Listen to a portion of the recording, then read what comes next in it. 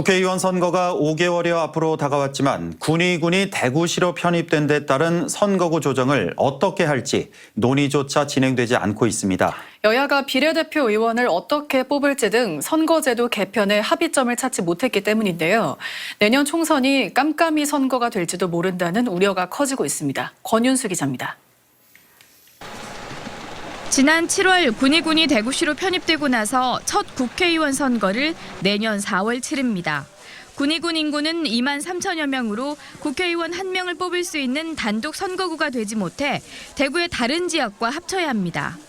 지리적으로 붙은 곳은 대구 동구 을이지만 팔공산이 가로막고 있고 위치가 붙어 있지 않지만 같은 생활권으로는 북구 을과 묶입니다. 그런데 두 선택지의 결과는 판이합니다. 동구 을과 묶으면 국회의원 1명 뽑는데 북구 을과 묶으면 인구가 25만 천여 명을 넘어서 2명을 뽑을 수 있기 때문입니다. 군의가 빠진 경북 지역 선거구 획정도 여간 어려운 문제가 아닙니다. 군의와 묶여있던 의성, 청송, 영덕의 인구가 모자라 단일 선거구가 될 수 없어 안동과 묶인 예천군을 떼어내 묶거나 울진군을 떼어 붙이는 안이 거론되고 있습니다. 더불어민주당 경북도당은 편의상 지리적으로 붙은 지역을 묶지 말고 깊은 논의를 거쳐 생활권이나 방송 권역으로 선거구를 획정할 것을 요구하고 있습니다. 영천하고 청도는 생활권이 같지 않습니다. 그런데 억지로 묶어놨습니다. 그래서 세 개를 같이 묶어서 경산, 영천, 청도, 갑, 경산, 영천, 청도, 을 이런 방식으로 선거구를 획정하는 것도 필요하다. 전국에서 선거구 획정이 필요한 지역은 30곳. 선거 전 1년이라는 선거구 획정의 법정 시한은 이미 훌쩍 넘었고 이를 논의해야 할 국회 정치개혁특별위원회는 회의조차 열지 않고 있습니다.